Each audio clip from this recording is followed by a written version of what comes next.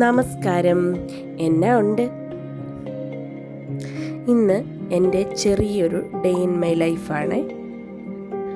രാവിലെ ബ്രേക്ക്ഫാസ്റ്റിൻ്റെ പണികളിലാണ്. ചെറിയൊരു simple breakfast, നമ്മുടെ ബ്രെഡ് ടോസ്റ്റ്. ഞാനിങ്ങനെ ഇതൊക്കെ ചെയ്തുകൊണ്ട് നടക്കുന്നതിൻ്റെ ഇടയിലാണ് ഒരാളെ ശ്രദ്ധിച്ചത്.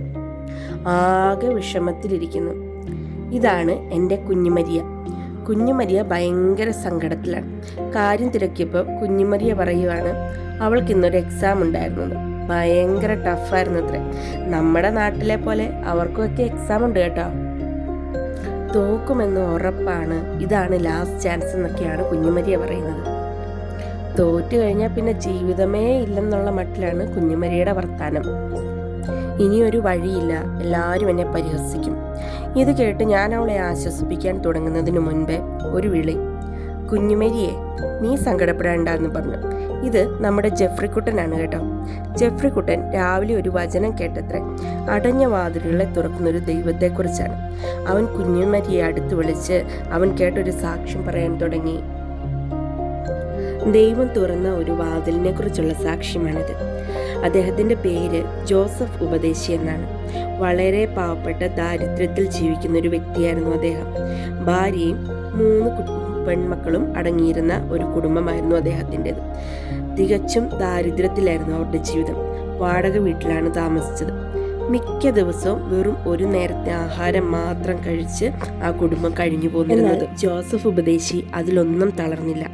അദ്ദേഹം തന്നെ തളർത്തുന്ന ഈ അവസ്ഥയിലും കൂടുതൽ ദൈവത്തിനായി പ്രവർത്തിച്ചുകൊണ്ടിരുന്നു. കൂടുതലായി സുവിശേഷങ്ങൾ പ്രസംഗിച്ചുകൊണ്ടിരുന്നു. വീടുകളിലും കടകളിലും കയറിയിറങ്ങിയും കവലകളിലും മറ്റു പൊതുസ്ഥലങ്ങളിലും അദ്ദേഹം സുവിശേഷം പ്രഘോഷിച്ചുകൊണ്ടിരുന്നു. എന്നാൽ ഒരു ദിവസം വീട്ടുടമസ്ഥൻ വന്ന് വാടക പണം അദ്ദേഹത്തോട് ആവശ്യപ്പെട്ടു.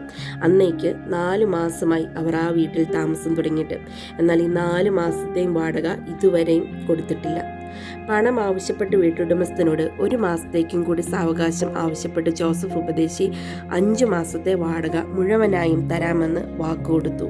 അടുത്ത മാസവും വാടക കെട്ടാൻ കഴിഞ്ഞില്ലെങ്കിൽ തങ്ങൾ വീടൊഴിഞ്ഞു പോയിക്കൊള്ളാമെന്നും അദ്ദേഹം വാക്കുകൊടുത്തു. ദൈവം തനിക്ക് വേണ്ടി പ്രവർത്തിക്കുമെന്ന വിശ്വാസത്തിൽ ഉപദേശി മുട്ടിന്മേൽ നിന്ന് പ്രാർത്ഥിച്ചുകൊണ്ടിരുന്നു.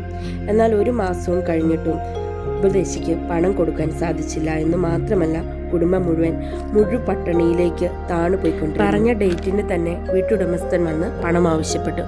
എന്നാൽ തരാൻ ഒരു നിർവാഹവുമില്ല എന്നറിയിച്ച ജോസഫ് ഉപദേശി തങ്ങൾക്ക് പിറ്റേന്ന് 2 മണി വരെ സമയം തരണം, തങ്ങൾ വീട് ഒഴിഞ്ഞു പോയിക്കൊള്ളാം, 5 മാസത്തെ വാടക കുടിശ്ശിക എങ്ങനെയെങ്കിലും തന്നു തീർക്കാമെന്നും ഉറപ്പു നൽകി. ആ രാത്രി മുഴുവൻ ജോസഫ് ഉപദേശി തൻ്റെ മുട്ടിന്മേൽ നിന്ന് ദൈവത്തോട് കരഞ്ഞു പ്രാർത്ഥിച്ചു. പിറ്റേന്ന് 2 മണിക്ക് മുന്നേ ദൈവം ഒരു അത്ഭുതം പ്രവർത്തിക്കുമെന്ന് ഉറച്ചു വിശ്വസിച്ചു. എന്നാൽ പിറ്റേന്ന് 2 മണിയായിട്ടും പൈസ കൊടുക്കുവാനായിട്ട് ഉപദേശിക്ക് സാധിച്ചില്ല. എന്ന് മാത്രമല്ല, അവർ പട്ടിണിയായിട്ട് അന്നേക്ക് 3-ാം ദിവസമായിരുന്നു. വെറും പച്ചവെള്ളം മാത്രം കുടിച്ചാണ് അവർ ജീവൻ നിലനിർത്തിയത്. 4 മണിയായപ്പോഴത്തേക്കും അദ്ദേഹം തൻ്റെ സാധനങ്ങളൊക്കെ എടുത്ത് ഭാര്യയെയും മക്കളെയും കൂട്ടി അടുത്തുള്ള ബസ് സ്റ്റോപ്പിൽ വന്നിരുന്നു. എങ്ങോട്ട് പോകണമെന്നറിയാതെ ബസ്സിന് പോകാൻ ഒരു ചില്ലി കാശ് പോലും അദ്ദേഹത്തിൻ്റെ കയ്യിലില്ലായിരുന്നു. മണിക്കൂറുകൾ അവിടെ തന്നെ അവർ കരഞ്ഞു തളർന്നിരുന്നു. പെട്ടെന്ന് അദ്ദേഹത്തിൻ്റെ മുന്നിലൂടെ ഒരു കാർ പാഞ്ഞുപോയി. കുറച്ചു നേരം കഴിഞ്ഞപ്പം അതേ കാറ് തിരിച്ചു വന്ന് ബസ് സ്റ്റോപ്പിൻ്റെ അടുത്തായിട്ട് നിർത്തി. ആ കാറിലുണ്ടായിരുന്നത് ആ നാട്ടിലെ ഒരു കർഷകനായിരുന്നു. അദ്ദേഹത്തിൻ്റെ 2 ആൺമക്കൾ വിദേശത്ത് പോയി ജോലി സമ്പാദിച്ച് കുടുംബത്തെ ഉയർന്ന നിലയിലെത്തിച്ചു. ഇപ്പോൾ അദ്ദേഹം ഒരു കൊച്ചു മുതലാളിയാണ്. അദ്ദേഹം ആ കാറിൽ നിന്ന് ഇറങ്ങി ജോസഫ് ഉപദേശിയുടെ അടുത്തെത്തി കാര്യം തിരക്കി. എന്നാൽ ഉപദേശി ആദ്യം കാര്യം പറയാൻ വിസമ്മതിച്ചു. എന്നാൽ കർഷകനായ മനുഷ്യൻ്റെ സമ്മർദ്ദത്തിന് ഉപദേശി തങ്ങൾ ഇപ്പോൾ നേരിട്ടുകൊണ്ടിരിക്കുന്ന അവസ്ഥയെപ്പറ്റി അദ്ദേഹത്തോട് പറഞ്ഞു. ഇത് കേട്ട് നല്ലവനായ ആ കർഷകൻ ഉപദേശിയോട് പറഞ്ഞു, ഉപദേശി, ഇത്രയുള്ള കാര്യം താങ്കൾക്കറിയാമല്ലോ. എൻ്റെ 2 ആൺമക്കളും വിദേശത്ത് പോയി സമ്പാദിച്ചു. 2 വലിയ വീടുകളാണ് പണിതിട്ടിരിക്കുന്നത്. ഞാൻ ഇളയ മകൻ്റെ വീട്ടിലാണ് താമസിക്കുന്നത്. എന്നാൽ മൂത്ത മകൻ്റെ വീട് പൂട്ടിക്കിടക്കുകയാണ്. അതിനൊരു ഔട്ട് ഹൗസ് ഉണ്ട്. കഴിഞ്ഞ ദിവസം കൂടി അവൻ വിളിച്ചപ്പോൾ പറഞ്ഞതേയുള്ളൂ, വീട് പൂട്ടിയിട്ടാൽ അത് നശിച്ചു പോകും, വാടകയ്ക്കോ അല്ലെങ്കിൽ വെറുതെയോ ആർക്കെങ്കിലും നോക്കാനായിട്ട് അവിടെ ഏർപ്പാടാക്കണമെന്ന്. ഉപദേശി എൻ്റെ കൂടെ വരണം. ഔട്ട് ഹൗസിൽ വേണ്ട, ആ വീട്ടിൽ തന്നെ താമസിച്ചാൽ മതി. അങ്ങനെ ഉപദേശിയും കുടുംബവും ആ വീട്ടിൽ വീട്ടിലെത്തി. അവരുടെ കയ്യിൽ ഭക്ഷണമൊന്നുമില്ല എന്നറിഞ്ഞ് ആ കർഷകൻ അവർക്കും വേണ്ടുന്ന ഭക്ഷണ സാധനങ്ങളും ഏർപ്പാടാക്കി കൊടുത്തു. 3 ദിവസത്തിന് ശേഷം അങ്ങനെ അവർ വയറ് നിറച്ച് ഭക്ഷണം കഴിച്ചു.